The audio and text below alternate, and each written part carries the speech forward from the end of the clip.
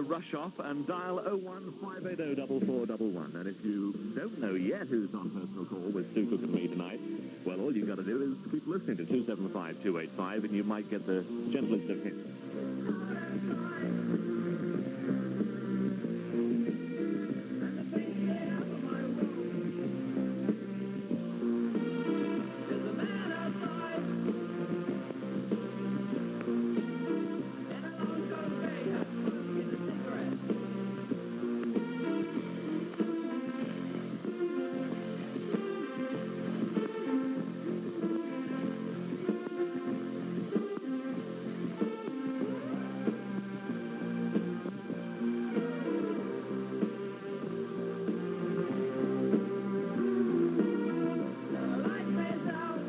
Well, that's the disco version, the scratched one.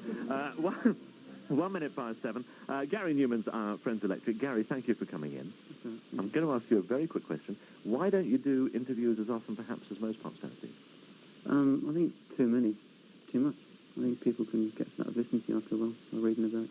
I think we'll leave that judgment till 8 o'clock. Paul West is one of the guys who does want to talk to you. Paul West from Crawley. Hi, Paul. Hello, Paul.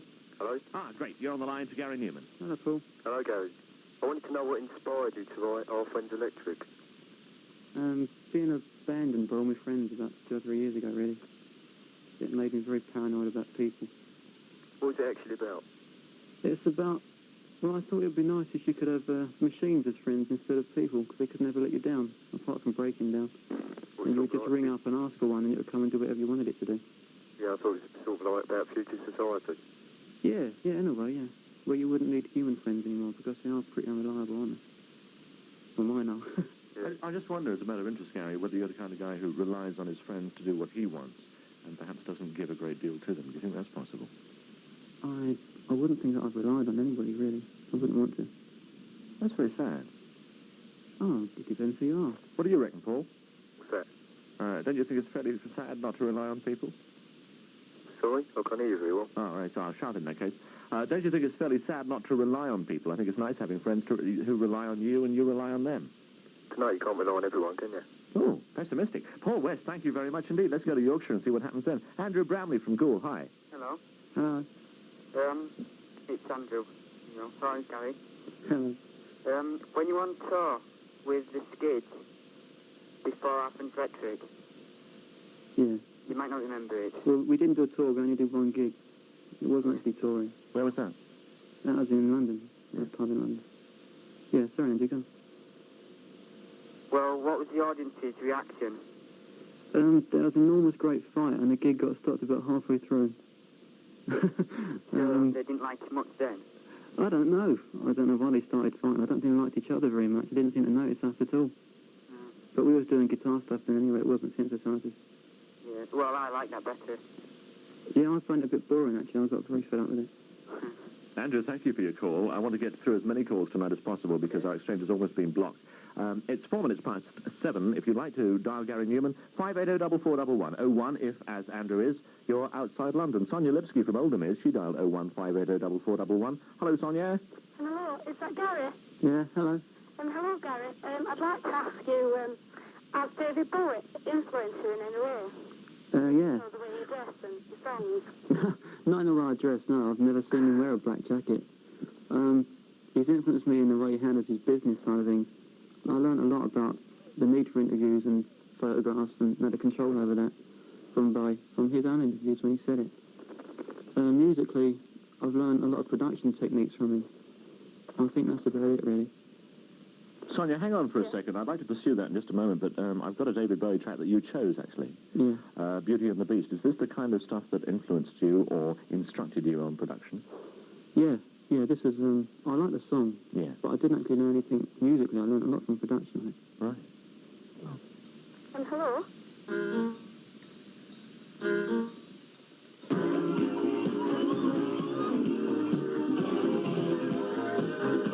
Beauty and the Beast and David Bowie for Sonia Lipsky, because she managed to combine David Bowie and Gary Newman. Unfortunately, in that duration of that record, her two P's rang out, and we've lost her.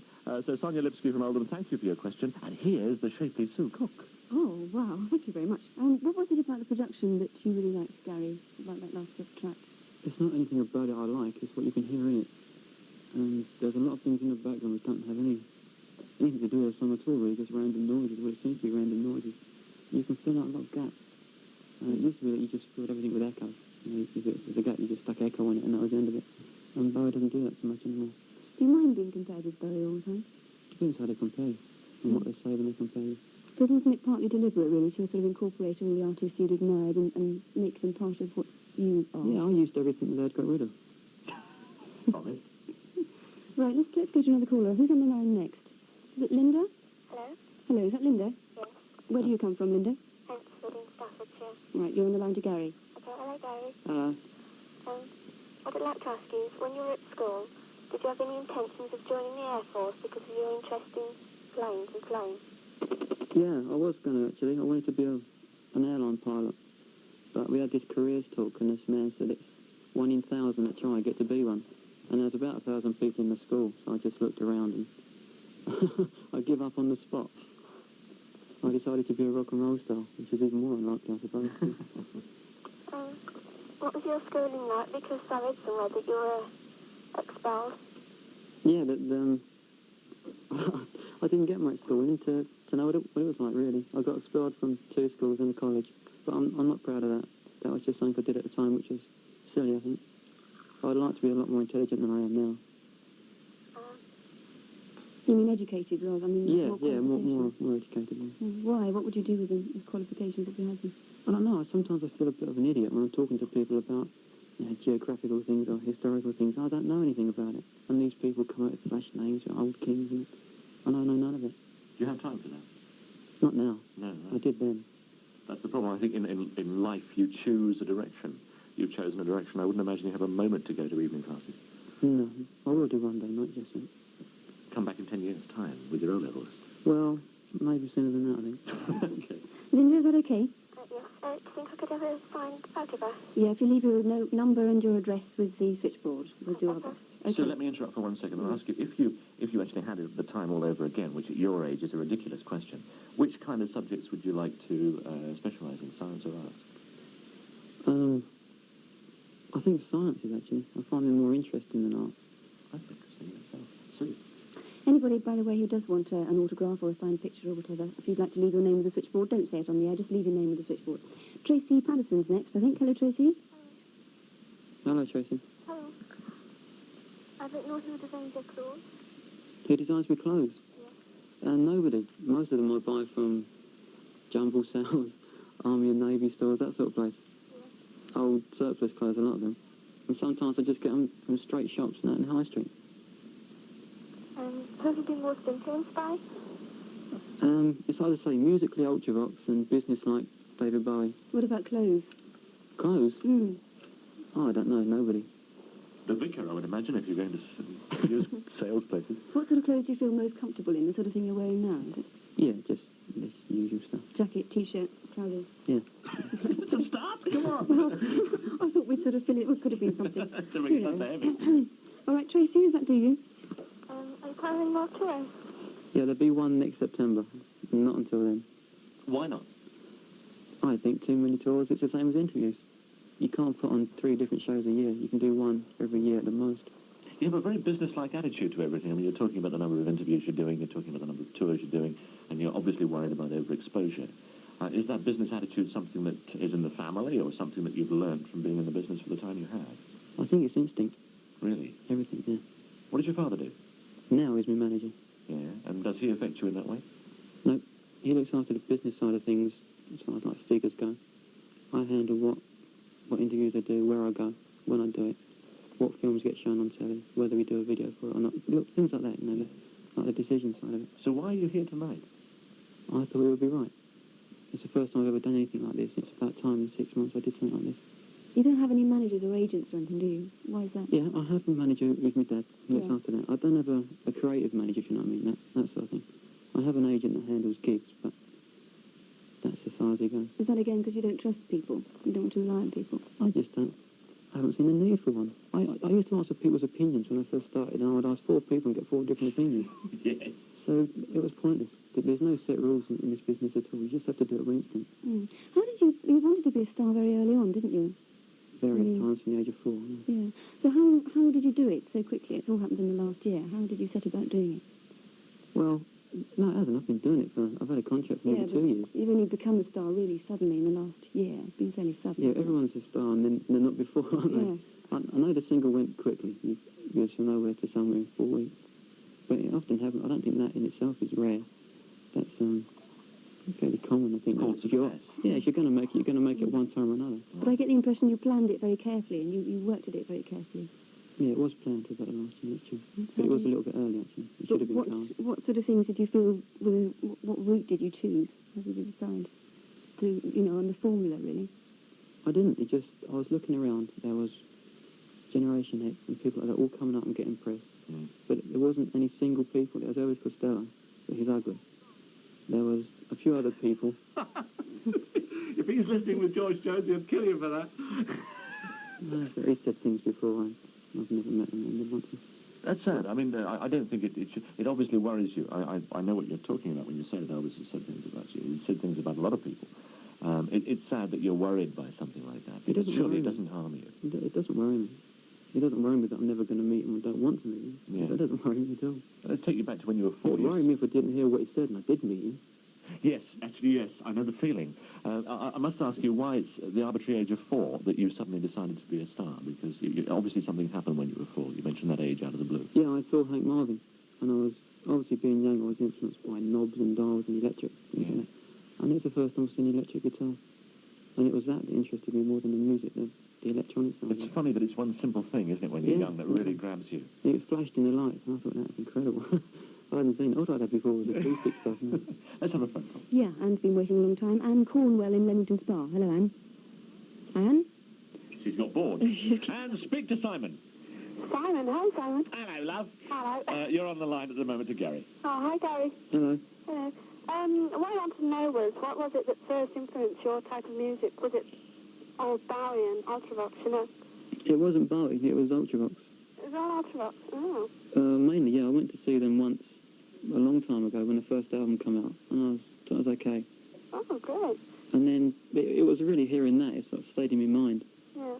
And I got hold of a synthesizer one day and started pretending to be Ultravox, and it went on from there. Oh, I see. What was it actually that's your favourite track at the moment? Mine happens to be Down in the Park. I think it's absolutely excellent, yeah. Of mine, Down in the Park is a favourite. Great. Other people's, I'm not sure. I haven't listened to a lot lately. Anyway, I wanted to say thank you as well for the autograph you actually sent me when I sent it to your fan club. Oh, that's okay. That's all right. Thanks very much, anyway. Thanks for sending. Nice to come across someone who actually bothers with a fan club and actually does the work involved in being a fan club. Do you support it in a big way? Financially, I do, yeah. Don't you run your own promotion business now, too? Started that. We just got hold of our own publishing for the next records we put out after the single. We do our own fan club. That's run by the family. So you've got it all in the family, as it were? Yeah, we found out who's putting things out. That we do. It's not really a matter of getting the money, because merchandising, you make very little money.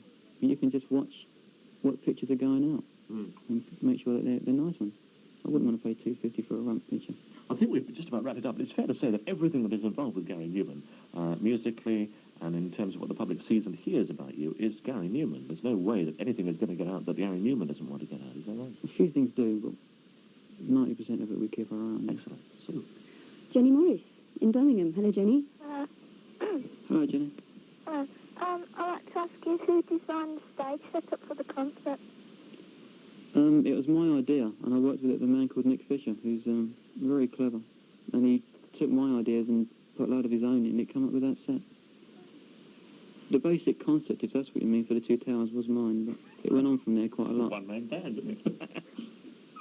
Thank you. Can you describe what it was like for people who didn't get to see your concert? Well, either side of the stage was two 20-foot towers.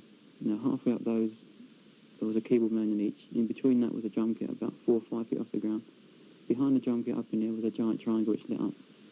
And there's various other, there's the robot pyramids as well, which are radio controlled and moved about. Did they ever go wrong? Because I was aching for them to go wrong when I saw you. They ran into me once. Where? Oh, that was at Sheffield. I got run over by one. You wear the bruise as well. Let's have some music, so. Right, Jenny, Anne, Tracy, thanks very much for your call. What is your next choice and why? It's craft work. I got into craft work because of David Bowie. I'd heard that it was an influence. I thought I'd see what this is all about. The same as Barrows, really, and just find out about it.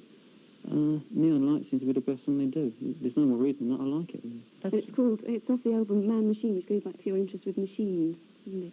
Yeah. Is this... Right, well, let's play it. Neon Lights, Kraftwerk.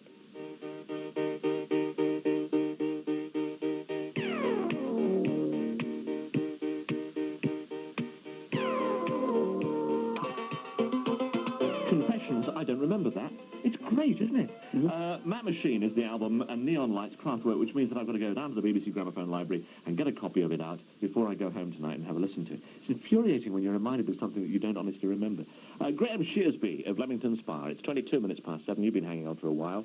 You're on the line to Gary. Hello, Gary. Hello, Graham. I wondered if you ever thought about making a film. Yes, I have. Just recently, I'm thinking about doing replicas. A film based on replicas as the guidelines for it. I'm putting a story within that framework. Can you explain that? Well, replicas is about, London in 10 or 20 years' time, maybe, where it's very mechanical.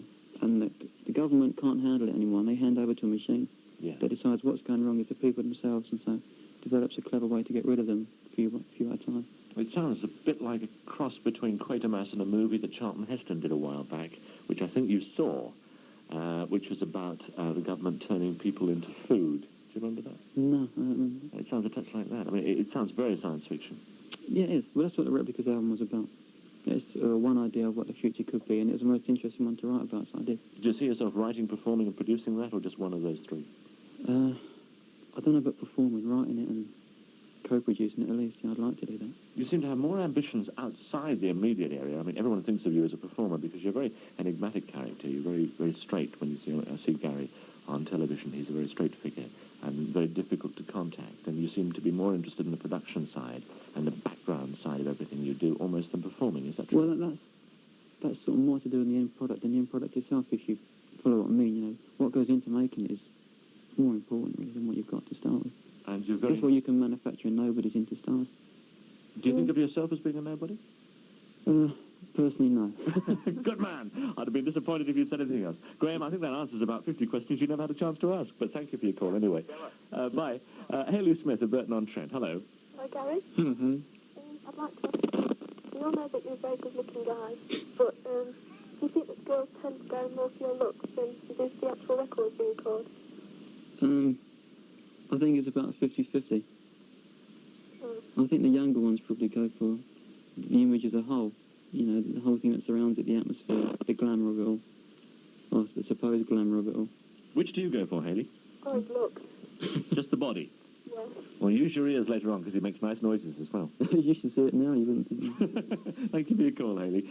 In Leeds, it's Joanne Dawson. Hello, Joanne. Hello. Hello, Gary. Hello, Joanne. If Britain became a police state, like you write about in your lyrics, what action would you take? And would you be frightened or would you be pleased? I'll become a policeman and be very brave. Right. Is that it? Yeah. Thank you. Gary, how would you live in the society that you talk about on the Replicas album, for example, in this film you were just talking about, with with computers and machines dictating our lives? Well, I'd like to think I'd be the hero that breaks away and saves the world, but I'd probably be the one that gets got rid of first. What sort of society do you visualise it being?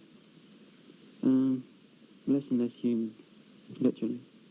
Until only the really brainy people are left that could look after the machines, until they don't need them anymore. We could mass-produce soup cooks. Yes. Lynn Thind of London. Hello, Lynn. You're on the line to Gary Numan. Gary, I'd like to know, are you superstitious? Well, give me an instance, not as a rule, no. You've got sort of haunting in sort of, and I thought you would be. No, I'm worried about the supernatural. That frightens me. I don't not walk under ladders and things like that. Lynn, it's a fair question. I'm going to pursue it for you because I think you're slightly put down by the fact you're on the wires. You're worried about the supernatural. Do you believe in ghosts? Yes. No, hang on, Lynn. I'll ask you in a minute. I'm asking him first. Do you believe in ghosts? Yeah, I do. Do you believe in clanking ghosts or images of the mind? Clanking ghosts. Yeah. Have you ever had experience of one? Not that I could say definitely. I've had a few feelings. I felt very strange sometimes. Or going into houses that you think you've been in before? Oh, that deja vu thing, you mean? Yeah. Oh, I've done that a lot, yeah, but that isn't the same as ghosts, is it? reincarnation, isn't it? What do you mean by Something fear? like What do you mean by fear? that. I don't know. What they can do just seems very frightening. I saw that film, The Ghost of Flight 401, the other day, and that shook me up a bit. It was a pretty average film as far as films go, but the idea behind it, I mean, it was true. It's interesting in context of the deja vu thing, by which you mean, presumably, that feeling of I am not just myself, I am also someone who has existed before or something. No, not that. I mean, where you walk into a room and you know exactly that you've done that 3 or 4 times. Or anything, or you know what you're going to do next, or you've done it before. Does that happen often to you? It does, actually, yeah. Not sort of every day, but quite often. Yeah. I don't know if it's more or less than other people. I've never asked. Does that answer your question, Lynn? Yeah. It's a detailed answer, too. 7:27, thank you to Lynn for her message. Now, we've got a record by a favourite band of mine, Mott the Hoople, who you hardly ever hear these days. Why Mott the Hoople? I wouldn't have thought it was Gary Newman's choice at all. I like their singles. I didn't like their albums much. I thought the singles are great. Great. That's Mott the Hoople and Honolulu Boogie. And straight on to Lisa Newton, who's waiting in High Wycombe to talk to you, Gary. Hello, Lisa. Hello? Hello, Lisa. Gary, why did you change your name from Gary Webb to Gary Newman? I didn't think Webb was very glamorous, really. Oh. I didn't think it suited what I wanted to do. And it would have attracted attention to my family, which has happened anyway because people have found out. And why did you choose the name Newman? What made you? It was the only one that I found. I looked through hundreds, and it was the only one I found that sort of really went with Gary. And that sort of, it seemed to flow right. It just sounded better than Kovacevic or something like that. That's a silly example, but, you know, there are words that won't go with Gary. It's an awkward name to fit. Yeah. You looked for the telephone book, didn't you, for that? Yellow Pages, yeah. It was a plumbing company or something like that. Why didn't you want the attention drawn to your family, particularly? Well, you probably know you get a lot of people that are jealous for one reason or another, or don't like you for one reason. You get people ringing up or trying to hurt you or smash up your house. And I didn't want that. Didn't want them getting involved with it. Has any of that sort of thing happened? Yeah, quite a lot. Happened 2 nights ago. We get phone calls practically every night. Do you mind people recognising you and knowing who you are? Say when you're in the street or in a restaurant or something? I don't mind it. They're very impolite sometimes. They come at you before you even started eating. You don't get a chance to eat. Your dinner gets cold. And sometimes they're very... If they don't like you, they let you know it. And that's unnecessary, I think. There's lots of people I don't like, but I wouldn't go and scream at them the second I saw them. Right, is that down to your question, Lisa? Yes, okay. Okay, thanks very much. Bye. Bye-bye. Bye-bye. What is it about success you like most, then? Because you don't seem to like the usual things. I mean, you don't like particularly being recognised. I'm not sure what I like. I'm not sure whether I'm liking it because it's what I've always wanted, or whether there actually is something there to like. Obviously, I'm earning money now, which I could never have had otherwise. That's nice. There's a sense of achievement you get. There's a sense of revenge in a way on the people that had a go at you when you was just saying you was going to be it. And the people that dropped me in it before, what the song was about. I'm really not sure what I enjoy most of it. I haven't really settled down in it yet. Do you enjoy performing, the performing aspect of it? I enjoy it afterwards. I find it interesting when I'm doing it. I didn't ever enjoy it as I actually did. I didn't not like it, but I was just so watching and learning all the time. I didn't really have time to enjoy it. But you seem very sort of distanced from the audience when you are performing. I wondered if that was a reason that you don't actually enjoy it all that much while you're doing it. I find it a bit unnerving. There's a lot of people to be going dipping. Do you think you've got a rather cynical approach to having been successful in such a short time? It's very realistic, I think, and a little bit cynical, but that's probably because of the press. Do you expect it to last? The cynical side. Do you expect the success to last, really? Is that why perhaps you might be a bit cynical about it? I think it could do if I'm very careful. I've got to watch what I'm doing now, especially now. More so now. I think it's harder to stay than it is to get there in a way. You want it to last, presumably, do you? Or do you want to go on to something else? I'm not sure. I've got no more plans after the end of next year, apart from doing the film. So maybe I'll stop this and go into the film. Right, let's go on to Susan Parker, who's in Bury St Edmunds. Hello, Susan. Hello? Hello, Susan. Hi, Gary. I'd just like to say, do you do your makeup yourself, or do you have a professional makeup artist? On the covers, there's a girl that does it for me. Yeah. On stage, I do it myself, and on TV, I do it myself now. Do you use any special products, or, you can just go buy it down the shop? I don't go and buy it. Somebody goes for me. Yeah, I use just, kohl eyeliners, the usual stuff. I know I'm not supposed to, but can I just say hello to Jane and Simon at the centre, because they're really crazy about you, and they've been trying to get through tonight. I think you've just done that, Susan. Okay, I love you. Oh, thank you. Why do you wear your makeup on stage? You're not actually wearing... I wondered if you'd wear it tonight, but you're not. Why do you wear it on stage? It's effective. It looks better than usual skin, especially mine. It looks, it just looks better, doesn't it? The lights look better in it, because the lights can bleach out your face a lot, so there's no bone structure left. Especially the lights we use, which are very bright and white, and they're very close. Mm. So you need it to keep the lines in the face.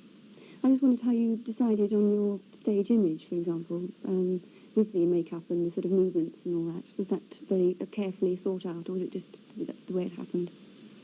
It sounds odd, but it was a mixture of both. I did think about it a lot. And also what I was actually doing at the time while I was thinking was evolving into that, possibly naturally, possibly because of what I was thinking about. I really don't know. Mm. It's not like Leo Sayer, for example, who sort of used to wear all the makeup and the clown's outfit and things to hide his own personality. No, that wasn't it. Right, let's go on to Jackie Layton in Lymington, in Hampshire. Hello, Jackie. Hello, Gary. Hello. Oh, I'd just like to ask you, what's your natural hair colour? It's hard to say. It hasn't been natural since I was about 15. Oh, And okay. it may have changed, but it used to be light brown. Do you prefer blonde or black? Well, I like blonde. I thought it was very effective. It was very striking, but I got a bit bored with it. That's why I changed it. Yeah. I think black has its advantages and its disadvantages over blonde. What do you think of girls dyeing their hair? Depends what colour they dye it, really. Yeah. If it looks nice, it doesn't matter whether it's dyed or not. Okay, thank you. That's okay. Bye-bye. Bye. Gary, why have you chosen Eric Satie as your next record? Well, there's a music on the Bournemouth advert, and I just liked it. No special reason, it's just lovely. What's it called, this track? I like to call it Gymnopedies. I don't know what it's called. Gymnopedy or something, yeah.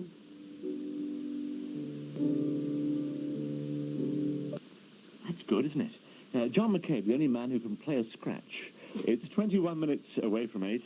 And that's Eric Satie, written in the 1890s, I think. And it's Trois Gymnopédies, I think. But someone's going to ring in and say, you got it wrong. Gary Numan, and on the line to Gary Numan on Personal Call tonight is Mina Kosher from Crayford. Hi, Mina. Hello. Hello. Hi, Gary. About the time when you were doing your gigs, everybody sort of seems to be digging at you, papers were saying that you stole your image from Barry, and Bob Geldof said that you nicked your light show from him. What do you think about him? Did he say that? Yeah. He would. Oh, I didn't know he'd said that. I never saw his light show. Well, he said that, he saw your set or something, and he said that his set was like that and looked raining. Can you speak up a bit, Mina, because we're having trouble with our line, and I can't quite hear. Did Bob Geldof say that he'd stolen Bob Geldof's light show and then the other way around, or what? What exactly did Bob Geldof say? Bob Geldof said that Gary Newman had stolen Boomtown Rat's light show. Yes. Yes, that's it. As simple as that? Yes. All right, and in that case, why did my light show get slagged and the Boomtown Rats, they said it was wonderful? So that's not to you, that's to anybody in general, really. Well, I thought they were both good, actually. Both light shows. It was sucked on. I think Bob Geldof tends to say things that will get pressed, to be quite honest. Now, having said that, Paul Gamacini will be in tears by now. But thank you for the thought, Mina. I don't think there's anything one can say, really. Internally in the business, people perhaps having a go at each other is the kind of thing that's almost unanswerable, isn't it, Gary? I mean, you can't deny it, and you can't say it's true, it's not true. No, especially as I haven't seen it, so I can't see whether I did or not. I think we'll pass on from that. Joanne Collins, no, it couldn't be. Joanne Collins from Leicester. Hello. Hello. Hello. It isn't that one, no, either. Joanne, ask your question, please, to Gary. Hello, Gary. I just wondered, could you tell me what, how did you get the name Valerian, and does it mean anything? Yeah, I got it from the back of an English or Collins Pocket Dictionary. It means a flowering herb. Oh. Embarrassing, isn't it? Yeah. And I just wondered, why have you got such a hang-up about people? I was going to ask that. I've not met that many that have been nice to me or that I've liked. Well, you see, it's people like us, your fans and that have got you where you are. No, you didn't. I made the songs. You bought them. I got myself where I am. Oh, okay then. Okay? Thank you very much. That's all right. Bye. Bye-bye. I've got to pursue that. Have you got any kind of permanent relationship at the moment, Gary? No. No. Would you like to have one? I would have done. But now it's very hard to know why people are speaking to you and why they want to stay with you. Well, why they want to do anything with you, it's hard to know what they're after. Have you ever had any kind of permanent or semi-permanent relationship? Just once. Yeah, what went wrong? She packed me up. Why? I don't know. Did you ever ask her? I've never spoke to her since. I would like to, but I never have. She might presumably be listening to this, because was this before you were successful or when you were just ordinary? It was a long time before, yeah. Yeah. Just before. It was about 6 months before I got the contract, I think. Yeah. That'll be, 2 years, last September. And you haven't had any kind of permanent relationship since then? No. Is that your choice? It must be. Well, in this business, you've got plenty of opportunities for ladies and fun. Right? Yeah. And you've never pursued any of those opportunities? I've never found anybody that I wanted to stay with as long as that. Not yet. I mean, I know people now. Maybe that'll turn into something. And you would like it to, obviously. I'd like it to one day. Because it seems to me that you don't dislike people. You actually like people very much, but you hold yourself back from them. It could be that. Yeah, I don't go into it much. I just talk to who I need to talk to and make friends that I want to make friends with. I think you will find someone very nice. I think you are very nice. Catherine Hansford from Woolwich. Catherine. Hello? Hello, Gary. Hello, Catherine. I'm asking about the music press, and do you resent the way that some journalists seem to write you off because it's fashionable to, even when they haven't met you, it seems to have very preconceived ideas about what you are? What do you mean, actually, Catherine? Can you explain what you mean, exactly? Well, the way that they seem to, your concerts, they seem to, they wrote what they were expecting. Yeah, I think that's probably true, actually. Yeah. Because I find them that, I don't know why it is, but it seems to be not fashionable in certain circles to like you. Does that matter if you like a certain kind of music? Are you really influenced that much by the music press or by individuals who don't like what you like, Catherine? Oh, it doesn't matter to me at all, but I think it matters to some people. And it annoys me, Yeah. when, for instance, somebody wrote that the audience at Hammersmith, when I was at Hammersmith, were very snobbish to applaud Down in the Park because it was a B-side of a single, when in matter of fact everybody's got the album. And, it's a favourite off the album, so that's probably why they applauded it so much. What do you think, Gary?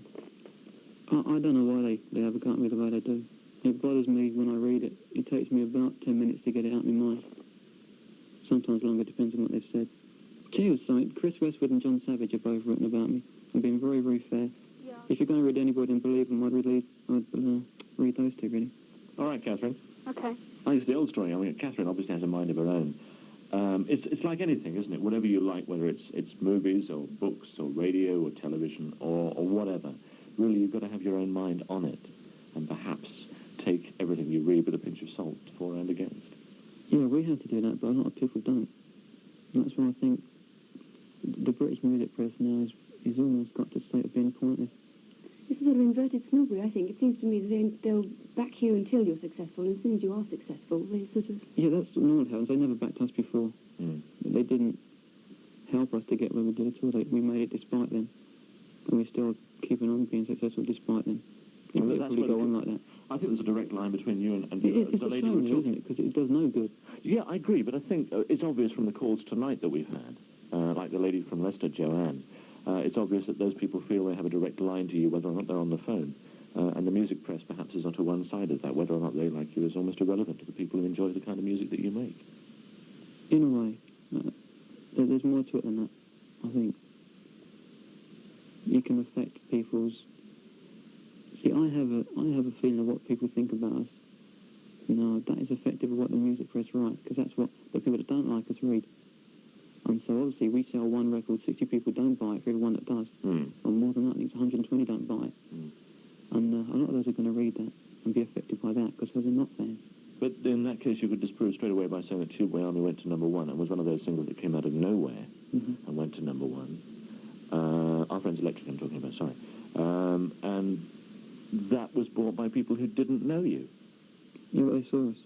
We were seen on the telly. I don't believe that. I don't believe that people who see you on television automatically buy the record. I think they hear the record and they like it. It wasn't played on Radio 1 until it had been number one for 2 weeks. It didn't get on the playlist. Yes, but once again, we're going back to the old playlist thing. That is not true. It was played on Radio 1 because being on the playlist does not necessarily guarantee a play, and equally, not being on the playlist doesn't mean that you don't get plays. And you did. Kid Jensen played the record. Yeah, I know. Kid Jensen did. And John Purdy, I think, once. I'm not sure about him. I'm defending my when station we- primarily yeah, I know. because I think it's a good thing. When we made it, we listened to the radio every day. They had one in the office, and I was counting how many times it was played. Mm. And until it was number one for 2 weeks, it wasn't more than 4 or 5 a day. But once It again, became 4 or 5 a day. Before that, it was 1, 2. it got played, there is my point, and I think people did hear it. I know I'm labouring the point on behalf of Radio 1, but I think people do hear things on radio. No, I think the television made us, not the radio. Stephen Langley in Crewe. Hello, Stephen. Hello, Stephen. I'd like to ask you, would you like to gain the same type of lasting superstar image as groups such as the Beatles and Rolling Stones? Would I like to? Yeah. Yeah, there's a part of me which would, actually, yeah. It's sort of like the ego thing, I suppose. There's so many groups that have just, sort of faded away after a couple of records. And, Yeah, well, that's probably their own fault, actually. They probably didn't have much of an idea of what was needed. because I think you're too good to do that. Thank you.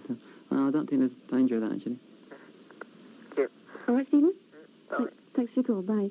Sarah Myatt in Staffordshire. Hi, Sarah. Mr. Newman, Hello. you strike me as being a terribly lonely sort of person. Did you have an unhappy or rather miserable childhood? No, I had a very isolated childhood, but that's my own choice. I didn't go out. I didn't want friends or feel the need for them. I was very happy with my own company and Yes, doing what I exactly. wanted to do. Pardon? You like being alone? Not always. I wouldn't say 7 days a week, but I spend an awful lot of time alone, yeah. Just Yes, driving that's around. Oh. Well, No, it's just that when I see you, you always remind me that you always look so lonely or as though there's something unhappy about you. But I'm glad there isn't, because I don't like people being unhappy. Oh, that's nice. Thank you so much. That's okay. Bye. Bye-bye. Bye-bye, Sarah. It's certainly not an unhappy childhood, presumably, because you still live with your parents, don't you? You've got a very good relationship with them, I presume. I've moved now. Have you? Yeah. But how has your father helped you? I know that your father's helped you and been behind you.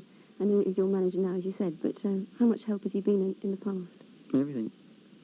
If it wasn't for him, I wouldn't have done it. If it wasn't for him, I wouldn't have even tried seriously to do it. It was him that said that I was oh, it was pretty unrepeatable, actually.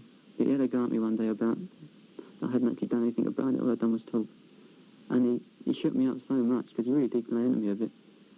And I went out and started in the first group, and 3 or 4 months later, I'd started Jubilee Army. Mm. Did he put any money in behind you, in fact? Yeah, it's his life savings he put into it. Everything he had, practically. And what was that for, buying the equipment? And Yeah, bit of equipment, bands, just keeping me alive, really. And your uncle played on the first demo you ever made, didn't he? And he played on replicas. Yeah. So it's a close family. Jean Thrussell's next in Andover. Hello, Jean. Hello? Hello, Jane. Hello, guys. Have you ever had a different image? Have you ever tried another one? No. I used to have blonde, spiky hair, and then somebody said I was like Billy Idol, but I didn't have the face for it. So I thought I'd better change it quick. Oh, will you ever try another one, do you think? Oh, I think so, yeah. When I get fed up with this, possibly I'll do something else. That's if I get fed up, I may not. It depends. Time will tell. Oh, hope you do come back. I like your music. Thank you. Tim. Okay, Jean. And Karen Whittaker in Newquay. I didn't know I'd gone, actually. Hello, Karen. Hello? What hobbies do you have when you're not singing? I like driving. I've got a new car, which I spend quite a lot of time in. And What type of car have you got? I can't tell you really, because I've had a lot of threats that people are going to damage it, so I don't want it to get out. But it's very fast, and it's not English. And I enjoy flying. I'd like to go into that eventually. Yeah, You got a where were license? you born? I'm almost done. I was born in London, in Chiswick. Right, thanks. That's okay. So you've been taking flying lessons, have you? Yeah, I've done 41 hours now. I would have had the licence, except that iPhone's electric took off. So I had to drop everything and just go into that. And then I went back and did it again, and something else, I think TV things in Europe, I had to drop it all again. And I've just started again now. I'm going back there this week. So you're hoping to have your own plane? Well, yeah, I hope so one day, but they're pretty expensive. Speak briskly to WEA about that later. Yeah. Okay, and one more call I think we've got time for, and that's Susie Sentas in Leamington Spa. Another call from Leamington Spa. Susie. Hello. Hello. I'd like to ask, if you hadn't gone into singing as a career, what would you have done? I really don't know, because I didn't have any education, so I couldn't have got a good job. What about flying or anything like that? I wouldn't have had the money to have done flying, you see. Yeah, oh well. So I don't know, I'd have probably been a lorry driver or something. Something like that. Oh, thank you. That's okay, bye-bye. Let me ask you the question about the future, because it's the old journalist trick of getting out over the end of an interview by saying, what are the future? You've talked a lot tonight about things you want to do, which have nothing to do with the music industry, which fascinates me. Earlier on, you were talking about the academic side, that you'd like to be an intellectual and flash yourself around in Boston. Do you have actual ambitions in that direction of going back to school? I don't know about going back to school, no. I think I haven't really got the sort of personality that can stick at it for too long. Really? No, I'm not very good at that. And you still nurture the ambition to be an intellectual? I'd like to be, yeah. But ambitions are good because it gives you something to aim for. Right. Okay, let's take the new single and come back in just a second. This is Complex. Tell me a little bit about it, because it's not even released yet. Of course, it's released, I think, on Friday, isn't it? That's right, yeah. It's supposed to be about what's going through somebody's mind if they're paranoid, to do with love and various things like that. It is very complicated. You can't actually take it down line by line. It is random thoughts about the subject. Is it a picture of Dorian Gray and being an image of Gary Numan? In a sense, could be.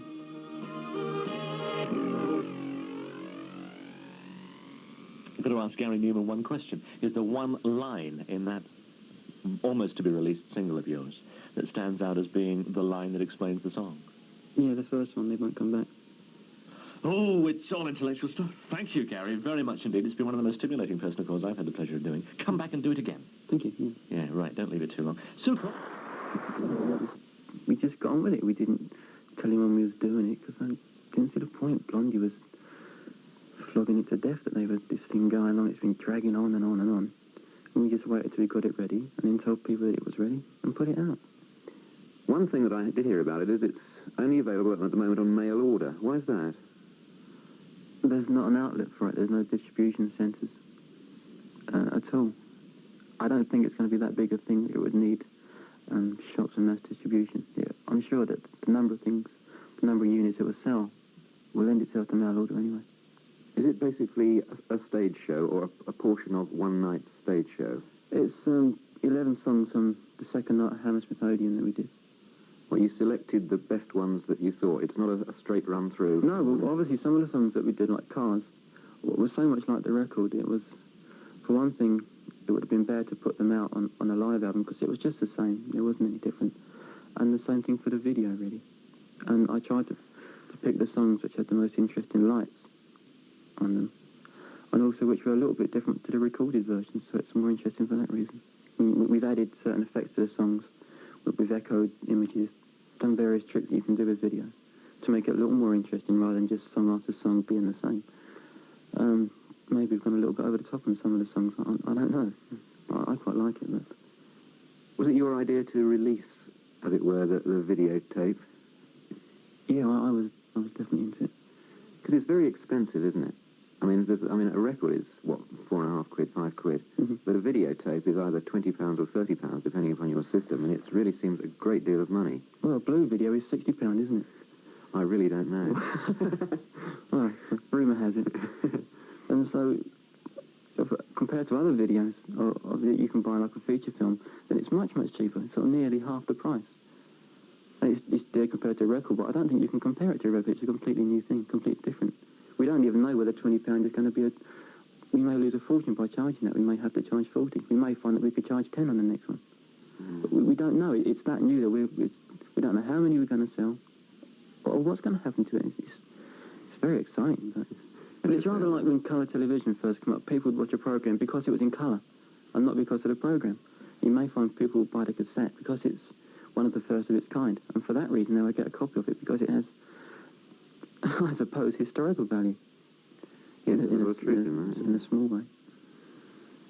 Are you going to continue in this video thing, or is this purely an experiment, or is it just the start of it? Well, it's an experiment for me to find out what the market is, what's available, what I can do in it, with the intention of going into that full time and leaving the music side of it in 2 or 2 years. I think that's where the future lies. This is a new one.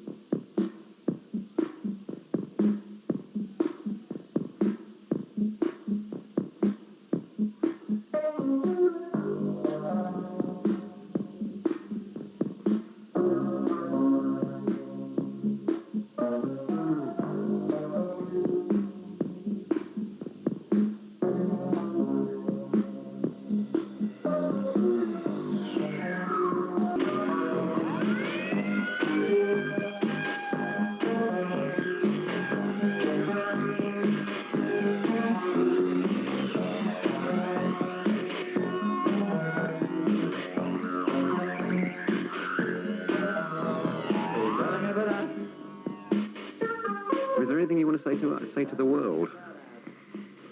Well, yeah, got a few things. Well, go on. It depends. There's a lot of things been said which haven't been quite true. That the Daily Star article was a little bit. It's completely out of context, and I was very disappointed with that because the man seemed very genuine when I met him. This is the bisexual thing that's suddenly come out. I mean, he came up with all these stories about the women on the tour and all that. And it really wasn't true at all, and the bisexual thing wasn't true. And once that was printed, then the music press picked up on it and made a great fuss about it. And the whole thing started from a complete story taken and chopped up terribly, and it was very bad. That people were saying that I should write a letter and argue about it, but I didn't see the point. I'd rather just have ignored it. Well, I personally am not a Daily Star reader, so am I right in thinking that they basically accused you of being a bisexual and saying that because you wear makeup and blah, blah, blah, blah, blah, you're obviously a dodgy person? What I said was, he said, are you bisexual? And I said, no. I said, I'm straight. I've got nothing against them. I know loads of people that are, some friends that I have are, and it doesn't worry me. And I said that if I became a bisexual, that I wouldn't sort of go and stab myself in a fit of horror because I realised I was. It doesn't bother me that way. I'm not, and it's as simple as that. And I said, I can't remember what he said now, but he took a heading for the thing, for this piece, out of what I said about going to bed with a man. And it's completely out of context, and this is just like the main heading. And it's horrible. And he went on about the women on the tour, and I wouldn't speak to this person or that person because they was false or this sort of thing. It really made me out to be like, so same thing I'm really not. I'm very polite to the most impolite people. And if they get on my nerves, and I just put up with them for as long as possible, and then I just make an excuse and leave. I'm very rarely rude to people. Right. Where are you off to after this? Well, next Thursday I go to the Bahamas to work with Robert Palmer. It's a very strange mixture, I would have said, without really thinking about it. How did you come across it? I suppose it is, yeah. Well, I heard that he was doing 2 of my songs in his stage set. We had Disconnect from You and Cars, which I thought, I couldn't imagine anyone doing Cars. It didn't really suit a guitar band. And I went along to it just to see, and I went into, they said, go backstage and meet him, so I went to meet him. I was very nervous. And he suddenly pulled out all these albums of mine, and I had to sign them. It's got like a reversal of what I thought would happen. And it was very flattering. And then he said, would I like to come? He come the next day, rather, to, we was mixing some of the live material that we'd done for the video, and he come to see that, to listen to that. And then he said, would I like to come over and, work on the album with him? Because he's thinking about getting away from what he's been doing with the predominantly guitar things. I'm sort of really going there to just to listen to it and come up with ideas for it and work on it. Maybe write some stuff with it. Maybe produce a whole thing. Neither of us really know what we're going there for. We're just going to sort of get together and work on the songs that it's got and some things that I'll have, hopefully. And just see what comes up at the end of it. I suppose the fact that he lives in the Bahamas doesn't have anything to do with it, does it? It helps.